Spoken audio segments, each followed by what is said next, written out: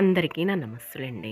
ఈరోజు చిన్న వీడియోనే అప్లోడ్ చేస్తున్నానండి, మీతో షేర్ చేస్తున్నానమాట. నేనైతే గారెలు తయారు చేస్తున్నానండి. పొట్టు మినపప్పు అయితే నానబెట్టుకున్నానమాట. క్రితం రోజే నీట్గా చక్కగా కడిగి వాష్ చేసుకొని ఉంచుకుంటానండి.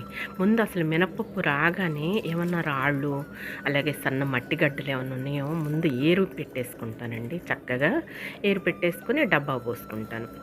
వాటిని ముందుగా నానబెట్టబోయే ముందు చక్కగా 4-5 సార్లు వాష్ చేసుకుంటా, కడిగేసుకుంటానండి. ఇక నానబెట్టుకుంటాను అనమాట.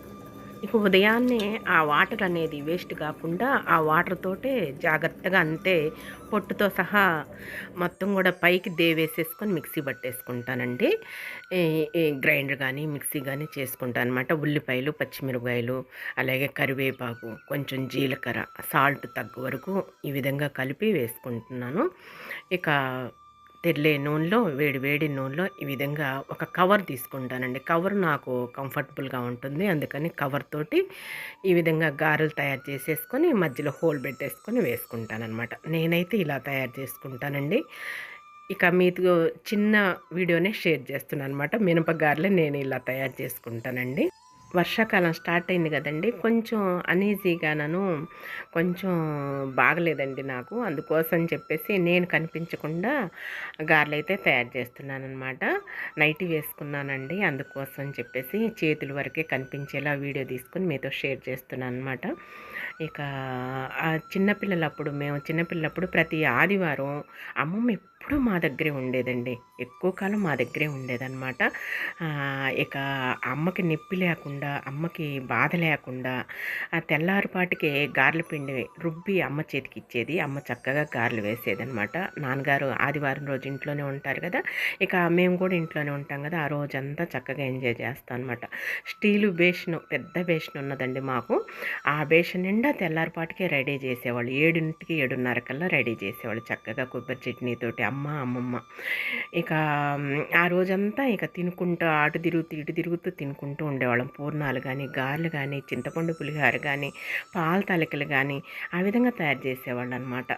అలాగే మా పిల్లలను కూడా అమ్మమ్మ అంతేనండి, మనవరాళ్ళ పిల్లలను కూడా ఆ విధంగా సాకిందనమాట, పెద్ద చేసేసిందనమాట. అంటే అమ్మకి ఏమి బాధ లేకుండా, నొప్పి లేకుండా తన కూతురు దగ్గరే ఉంటూ ఉండేదనమాట. అమ్మమ్మ ఎప్పుడు మా దగ్గరే ఉండేది. మేమంటే పంచప్రాణాలు అమ్మమ్మకి. ఇక ఇలా పిండి వంటలు తయారు చేసేటప్పుడల్లా అమ్మమ్మ గుర్తు వస్తూ ఉంటుందన్నమాట. ఈ లోకంలో అమ్మ వాళ్ళు తప్ప ఎవ్వరూ చూడరండి, ఎవ్వరూ పెట్టరు కదా. వాళ్ళకున్న అంత స్వతంత్రం మనకి ఎవరి దగ్గర ఉండదండి, లభించదు కదా. ఇదిగోండి గారెలు, మినపగారెలు రెడీ అయిపోయాయి. ఉదయాన్నే కూడాను చక్కగా ఇక బ్రేక్ఫాస్ట్ మినపగారెలు, కొబ్బరి చట్నీని అనమాట అండి.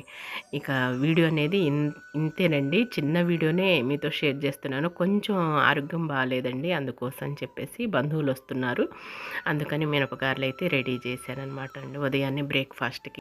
ఇలాంటి పిండి వంటలు, ఇలాంటి మన ట్రెడిషనల్ ఫుడ్స్ తయారు చేసుకునేటప్పుడు మన అమ్మ వాళ్ళు గుర్తొస్తారు కదండి మనకి. ఇక చిన్న వీడియోని మీతో షేర్ చేసుకుంటున్నానండి. మినపగారెలు అయితే రెడీ అయిపోయాయి. మళ్ళీ రెండో వాయి వేసుకుంటున్నాను. అలా బ్రౌన్ కలర్ వచ్చే వరకు తీసేసుకుంటే తింటే గారెలే తినాలి, వింటే మహాభారతం వినాలి అనే నానుడు మనలో ఉంటుంది కదండి. చూసారా, చక్కగా వేరుశెనగ నూనెలో మినపగారెలు ఇళ్ళంతా సువాసన, 4 వీధుల వరకు కూడా మంచి సువాసన వస్తుందండి. ఎంతో రుచిగా కమ్మగా అమృతంలాగే ఉంటుందండి. మీ అందరికీ తెలుసండి, మన అందరికీ తెలుసు. మినపగారెలు ఎంతో ఇష్టంగా తింటాం కదండి. రుబ్బు రోలుతోటి గారెలు ఇంకా టేస్ట్గా ఉంటాయి. నేనైతే మిక్సీ వేసానండి. ఇక ఈరోజు వీడియో ఇదేనండి. మళ్ళీ రేపటి వీడియోలో కలుసుకుందాం. నమస్తేనండి.